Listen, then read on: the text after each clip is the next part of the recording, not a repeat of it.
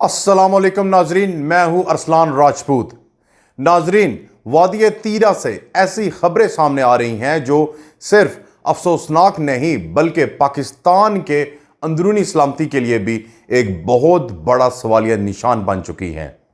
सवाल यह पैदा होता है कि जब मुल्क की हिफाजत पर मामूर इदारे और अवाम एक दूसरे के आमने सामने आ जाएं तो असल दुश्मन कौन होता है, फौज या अवाम, या वो ताकतें जो कैमरे और बयानिए के जरिए इस जंग को हवा दे रही हैं।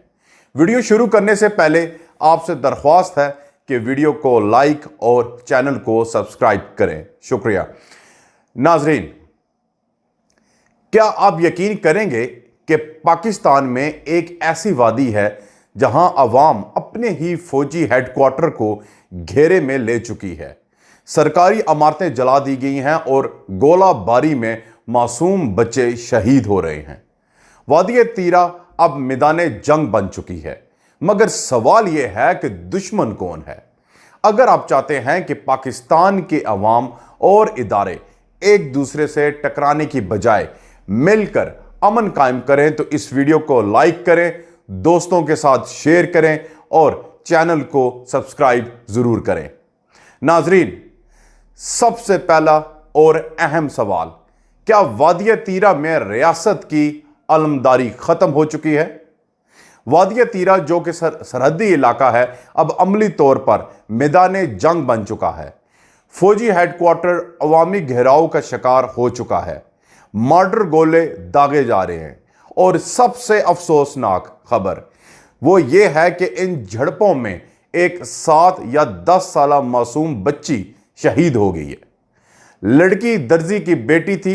ये उसके घर पर मॉर्टर गोला गिरा है या दुकान पर, यह अभी तक वाज़ेह नहीं है, लेकिन इसका शहीद होना एक नाकाबिले तरदीद हकीकत है। नाजरीन, अब हम बात करेंगे कि क्या एहतजाज पर गोली चलाई गई। इस शहादत के बाद मुकामी अवाम ने एहतजाज किया। फौजी हेडक्वार्टर के सामने मैयत रखकर एहतजाजी मुजाहरा किया गया। वीडियोस में साफ देखा जा सकता है कि दरवाजे पर दस्तक दी जा रही है। फौजी चौकी के सामने नारेबाजी हो रही है और फायरिंग की आवाजें भी सुनाई देती रही हैं। एक वीडियो में फौजी खामोशी से खड़ा है तो दूसरी वीडियो में कुछ सिपाही बंदूकों समेत दरवाजे से निकलते हुए नजर आते हैं। सवाल यह है कि क्या फौजी फायरिंग कर रहे थे या जवाब दे रहे थे? क्या हुकूमत और रियासत एक सफ़े पर नहीं? नाजरीन, यहां सबसे बड़ा सवाल यह पैदा होता है कि खैबर पख्तूनख्वा में पिछले 12 साल से पाकिस्तान तहरीक इंसाफ की हुकूमत है, तो इनका किरदार कहां है? एहतजाज हो रहा है, लोग शहीद हो रहे हैं, रियासती इदारे घेराव का शिकार है और हुकूमत सिर्फ ट्वीट कर रही है। इस हवाले से उनका ट्वीट है कि हम अपनी जमीन पर जंग नहीं होने देंगे। भाई, आपकी हुकूमत है, इख्तियार आपके पास है। ट्वीट किसको दिखाने के लिए आप कर रहे हैं? हुकूमत आपकी खैबर पख्तूनख्वा में। इसी तरीके से क्या बन्नू में दहशतगर्द अवाम के घरों में छुपे बैठे हैं? बन्नू की सूरत हाल आपसे शेयर करूं तो कुछ मुख्तलिफ नहीं है।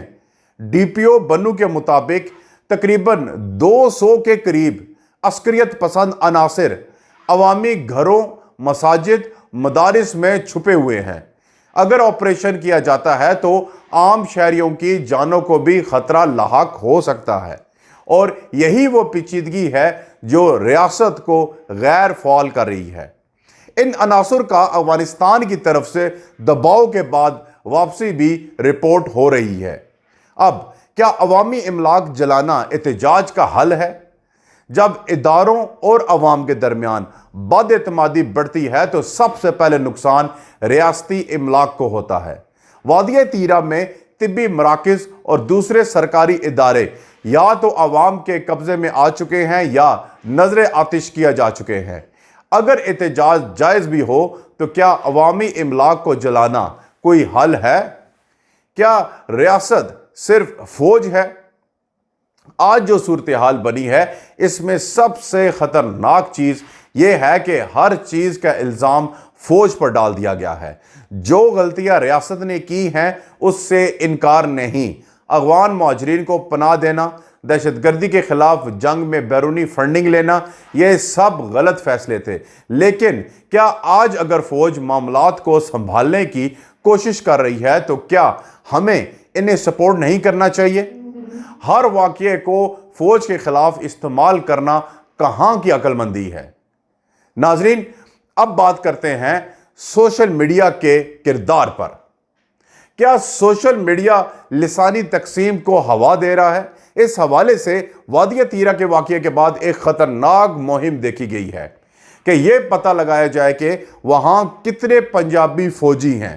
اس قسم کی ٹویٹس اور پوسٹ اس بات کا ثبوت ہے کہ ایک منظم مہم کے ذریعے عوام اور فوج کے درمیان لسانی تقسیم پیدا کی جا رہی ہے۔ کیا اس سے عوام کو انصاف ملے گا؟ ہرگز نہیں، صرف ملک مزید عدم استحکام کی طرف جائے گا۔ اب کیا انکوائری کے بغیر انصاف ممکن ہے؟ اگر واقعی فوج نے کچھ غلط کیا ہے تو اس کی انکوائری ہونی چاہیے، شفاف، غیر جانبدار انکوائری۔ اگر کوئی فوجی یا افسر قصوروار پایا جاتا ہے تو اسے قانون کے کٹہرے میں لایا جائے، تب ہی عوام کا اعتماد بحال ہوگا۔ لیکن اگر ہم صرف سوشل میڈیا پر بیانیے کے ذریعے فیصلے کریں گے تو سچ کبھی سامنے نہیں آئے گا۔ اب کیا خیبر پختونخوا کے وسائل ہی اس کا جرم ہے؟ ایک ویڈیو میں ایک پختون بھائی قیمتی پتھر دکھاتے ہوئے کہہ رہے تھے، ان پتھروں کی وجہ سے ہمارے لوگ مارے جا رہے ہیں۔ حقیقت یہ ہے کہ یہ نیم قیمتی پتھر جن کی ایکسپورٹ ویلیو تقریباً $8 ملین ہے، ان کی دیکھ بھال صوبائی حکومت کے ہاتھ میں ہے، فوج کے پاس نہیں ہے۔ افغانستان میں ان پتھروں کی مقدار کہیں زیادہ ہے لیکن وہاں امن ہے۔ نہیں تو کیا صرف وسائل ہی فساد کی جڑ ہے یا بیانیاں؟ کیا عوام اور فوج کے درمیان اعتماد کی بحالی ممکن ہے؟ اعتماد بحال کرنا مشکل ضرور ہے مگر ناممکن نہیں ہے۔ اس کے لیے ضروری ہے کہ حکومت، ریاستی ادارے اور عوام ایک میز پر بیٹھیں، انکوائری ہو، سچ سامنے آئے، ذمہ داروں کو سزا دی جائے اور سب سے بڑھ کر کہ جذباتی بیانیوں سے گریز کیا جائے۔ اب سوال یہ ہے کہ کیا صوبائی حکومت مکمل طور پر ناکام ہو چکی ہے؟ صوبائی حکومت کا کردار اس وقت مکمل طور پر غیر فعال ہو چکا ہے۔ نہ مذاکرات، نہ بیان، نہ عوام سے رابطہ۔ ایسے میں یہ بیانیہ بھی پھیل رہا ہے کہ حکومت چاہتی ہے کہ فوج خود پیچھے ہٹ جائے تاکہ وہ اپنے بیانیے کی جیت دکھا سکے۔ کیا کیمرے اور بیانیے کی جنگ میں حقیقت دفن ہو چکی ہے؟ اس حوالے سے ناظرین، آج کے دور میں سب سے بڑی جنگ بندوقوں سے نہیں، بیانیے اور کیمروں سے لڑی جا رہی ہے۔ جس کا بیانیہ زیادہ پھیلے وہی جیتا ہوا سمجھا جاتا ہے، چاہے حقیقت اس سے مختلف ہی کیوں نہ ہو۔ ناظرین، آپ کو بتاتا چلوں کہ وادی تیرہ کی عوام کبھی امن دیکھ پائے گی یا نہیں۔ وادی تیرہ کے لوگ، خیبر پختون کے لوگ بہت عرصے سے اس جنگ کو سہ رہے ہیں۔ یہ ان کا حق ہے کہ انہیں امن ملے، ترقی ملے اور ایک محفوظ زندگی گزارنے کا موقع دیا جائے۔